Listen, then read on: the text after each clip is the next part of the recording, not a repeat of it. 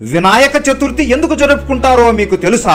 వినాయకుడు ఒక రాక్షసుడు అని మీకు తెలుసా? వినాయకుడిని మొదటిగా ఎందుకు పూజిస్తారో కూడా మీకు తెలుసా? ఇవన్నీ ఈ రోజు వీడియోలో మనం తెలుసుకుందాం. వీడియో మిస్ అవ్వకుండా చివరి వరకు చూడండి. ప్రతి ఒక్కరూ ఈ వినాయక చవితి రోజున ఈ విషయాలు తప్పకుండా తెలుసుకోవాలి. పూర్వం గజాసురుడు అనే ఒక క్రూరమైన రాక్షసుడు ఉండేవాడు. అతని శరీరం మనిషిలా ఉండి తల మాత్రం ఒక ఏనుగు తలలా ఉంటుంది. గజాసురుడు శివుడికి కఠోరమైన తపస్సు చేస్తాడు. కానీ శివుడు మాత్రం అస్సలు చెలించడు. గజాసురుడు కూడా పట్టు వదలకుండా ఎన్నో ఏళ్లు ఆపకుండా తపస్సు చేస్తాడు. చివరికి శివుడు ఆ తపస్సుకు మెచ్చి అక్కడ ప్రత్యక్షమయ్యి, చెప్పు గజాసురా, నీకు ఏం వరం కావాలో కోరుకో అని అడగగా గజాసురుడు నవ్వుతూ, స్వామి, మీరు ఎల్లప్పుడూ నాతోనే ఉండాలి అనే ఒక్క కోరిక తప్ప నాకు ఇంకేమీ వద్దు. అందుకే మీరు ఎల్లప్పుడూ నా కడుపులోనే ఉండాలి స్వామి అని వరం కోరుతాడు. ఇచ్చిన మాట తప్పకూడదు కాబట్టి, సరే నాయన తదాస్తు అని శివుడు గజాసురుడి కడుపులోకి వెళ్ళిపోతాడు. అప్పుడు గజాసురుడు గట్టిగా అని నవ్వుతూ, ఈ ఈశ్వరుడే నా కడుపులో ఉండగా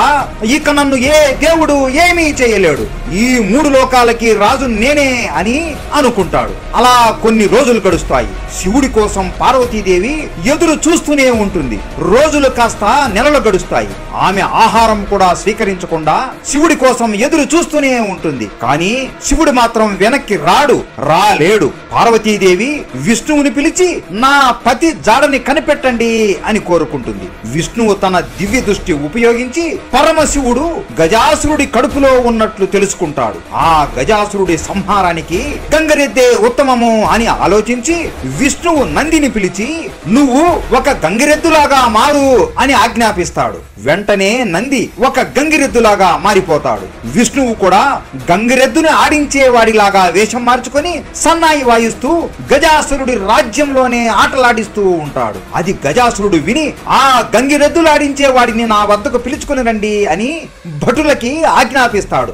అప్పుడు విష్ణువు మరియు నంది గజాసురుడి వద్దకు వెళ్తారు. విష్ణువు సన్నాయి వాయిస్తుంటే గంగిరెద్దు నాట్యం చేస్తూ ఉంటుంది. అది చూసి గజాసురుడు కూడా ఎంతో సంతోషిస్తాడు. భలే చాలా బాగా వాయించారు, నన్ను ఎంతో సంతోష పెట్టారు, మీకు ఏం వరం కావాలో కోరుకో అని అంటాడు. విష్ణువు నవ్వుతూ, వద్దులే స్వామి, నేను అడిగేది మీరు ఇవ్వలేరులేండి అని అంటాడు. గజాసురుడికి కోపం వచ్చి, ఏంటి, నువ్వు అడిగేది నేను ఇవ్వలేనా? నేను ఎవరిని అనుకుంటున్నావు? అడుగు, నీకేం కావాలో అది ఇస్తాను అని కోపంతో అంటాడు. ఇదిగో ఈ గంగిరెద్దు నందీశ్వరుడు, ఇతని ప్రభువు కనపడటలేదు అని ఎంతో బాధపడుతున్నాడు. మీరు ఒక్కసారి ఆ శివుడిని మీ కడుపులో నుండి బయటికి తీస్తారా అని కోరుకుంటాడు. ఆ మాట వినగానే గజాసురుడు ఆశ్చర్యపోతాడు. ఇతనికి శివుడు నా పొట్టలో ఉన్నట్లు ఎలా తెలిసింది? ఇప్పుడు నేను మాట ఇచ్చానే, ఇప్పుడు శివుడిని కడుపు నుండి బయటికి తీయాలి అంటే నా కడుపుని చీల్చాలి. అలా చేస్తే నా మరణం తథ్యం అని ఆలోచించి నమస్కరించి, ఓ పరమేశ్వరా, అహంకారంతో నేను చేసిన ఈ తప్పుని క్షమించండి. నా మరణం తథ్యం అని నాకు అర్థమయ్యింది. నేను చనిపోయే ముందు నాది ఒక కోరిక ఉంది. దయచేసి ఆ కోరిక తీర్చండి. నేను చనిపోయిన తరువాత కూడా ముల్లోకాలు నా శిరస్సును పూజించేలా మీరే చేయాలి స్వామి అని కోరుకుంటాడు. వెంటనే గంగిరెద్దు రూపంలో ఉన్న నంది కాలు దువ్వి గట్టిగా అరుస్తూ పరిగెత్తుకుంటూ వచ్చి కొమ్ములతో ఆ గజాసురుడి పొట్టను చీల్చేస్తుంది. అంతే, వెంటనే గజాసురుడి పొట్ట నుండి ఒక దివ్యమైన వెలుగు వస్తుంది. ఆ వెలుగు నుండి పరమశివుడు వస్తాడు. కింద పడిపోయిన గజాసురుడి తల మీద శివుడు చెయ్యి పెట్టి, నువ్వు నా పరమ భక్తుడివి గజాసురా, నువ్వు అనుకున్నది జరుగుతుంది అని మాట ఇస్తాడు. కైలాసంలో తన భర్త ఇంటికి వస్తున్నాడు అని తెలుసుకున్న పార్వతీదేవి అభ్యంగన స్నానం చేయాలి అని అనుకొని ఆమె ఒళ్ళంతా నలుగు పిండిని పూసుకుంటూ ఉంటుంది. సంతోషంతో ఆమె ఒంటి మీద ఉన్న పిండితో ఒక చిన్న పిల్లవాడి విగ్రహం తయారు చేస్తుంది. ఆ విగ్రహం ఆమెకి చాలా నచ్చుతుంది. ఆ విగ్రహాన్ని తన కొడుకు అనుకుని ప్రాణం కూడా పోస్తుంది. అతనే మన వినాయకుడు. పుట్టగానే వినాయకుడికి పార్వతీదేవి ఒక పని చెబుతుంది. నాయన వినాయక, నేను స్నానం చేయాలి అనుకుంటున్నాను. నువ్వు ద్వారం దగ్గర కాపలాగా ఉండి లోపలికి ఎవ్వరిని రానివ్వకు అని చెబుతుంది.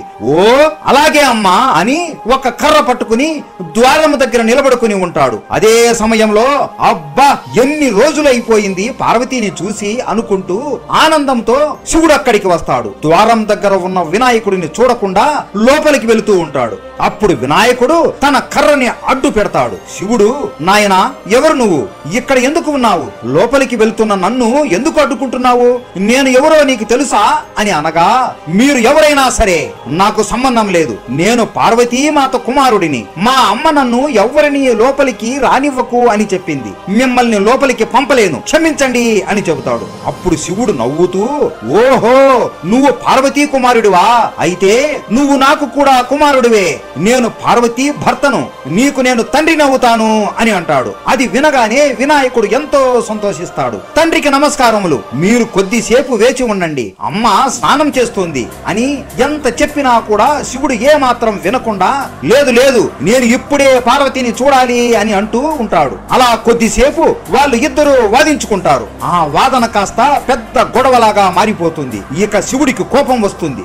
అక్కడే అతి వీర భయంకరమైన నాట్యం చేసి తన త్రిశూలాన్ని తీసి ఒక్కసారిగా వినాయకుడి పైన వదులుతాడు. వినాయకుడు అమ్మా అని గట్టిగా అరుస్తుండగా వినాయకుడు తల వేరు అయ్యి కింద పడిపోతుంది. పార్వతీదేవి పరుగు పరుగున బయటికి వచ్చి చూడగా వినాయకుడి తల వేరు అయి ఉంటుంది. పార్వతీదేవి గుండె పగిలిపోతుంది. ఆమె గట్టిగా బాధతో ఏడుస్తూ, ఎందుకు స్వామి ఇలా చేశారు? చిన్న పిల్లవాడు అని తెలిసి కూడా ఎలా చేశారు స్వామి? ఎందుకు ఇలా చేశారు? ఇప్పుడు కాని ఈ పిల్లవాడిని నువ్వు బ్రతికించకపోతే ఈ లోకాన్ని నాశనం చేస్తాను అని గట్టిగా ఆవేశంతో అరుస్తూ ఏడుస్తూ ఉంటుంది. శివుడికి ఏం చేయాలో అర్థం అవ్వదు. పార్వతీదేవి ఏడ్చే శబ్దానికి ప్రళయం వచ్చేలా ఉంటుంది. వెంటనే భటులను పిలిచి, మీరు ఉత్తర దిక్కు వైపు వెళ్ళండి, ఏ జీవి అయితే ఉత్తర దిక్కున ఉంటుందో దాని తల ఇక్కడికి తీసుకుని రండి అని ఆజ్ఞాపిస్తాడు. ఆ భటులు ఉత్తర దిక్కున వెళ్లి చూడగా ఒక ఏనుగు తల అక్కడ పడి ఉంటుంది. భటులు శివుడి ఆజ్ఞ అనుసరించి ఆ ఏనుగు తలని శివుడి దగ్గరికి తీసుకుని వస్తారు. ఆ ఏనుగు తల ఏదో కాదు, అదే గజాసురుడి తల. ఆ తలని ఎప్పుడైతే శివుడు పట్టుకుంటాడో ఆ తల నుండి దివ్యమైన వెలుగు వస్తుంది. శివుడు ఆ తలని కింద పడిపోయిన వినాయకుడి దేహానికి అతికిస్తాడు. అలా అతికించగానే ఒక దివ్యమైన వెలుగు వచ్చి వినాయకుడికి ప్రాణం వస్తుంది. వినాయకుడు శివుడి కాళ్ళ మీద పడిపోయి, మీ మాటకి ఎదురు చెప్పినందుకు నన్ను క్షమించండి తండ్రి అని అనగా, శివుడు వినాయకుడిని కౌకిలించుకొని, నీ ఈ జన్మదిన రోజు భూలోకంలో ఉన్న ప్రతి ఒక్కరూ వాళ్ళ ఇంట్లో నీ విగ్రహం ప్రతిష్ఠించి నీకు పూజలు చేసి నైవేద్యాలు పెడతారు. అలా చేసిన వారికి వాళ్ళ జీవితంలో ఎన్ని కష్టాలు వచ్చినా కూడా అన్ని తొలగిపోతాయి. అలాగే ఏ పని మొదలు పెట్టాలన్నా మొదటగా నీ పేరు మరియు నీ మంత్రం జపిస్తేనే ఆ పని మొదలవుతుంది, అలాగే పూర్తి అవుతుంది అని వరం ఇస్తాడు. అలా మన చిట్టి బుజ్జి గణపయ్య జన్మిస్తాడు. గణేశుడు పుట్టిన రోజుని గణేష్ చతుర్థిగా మనం ఇప్పుడు జరుపుకుంటున్నాం. అలాగే గణేశుడికి ఇద్దరు భార్యలు ఉన్నారు అని మీకు తెలుసా? గణేశుడిని తులసీదేవి శపించింది అని కూడా మీకు తెలుసా?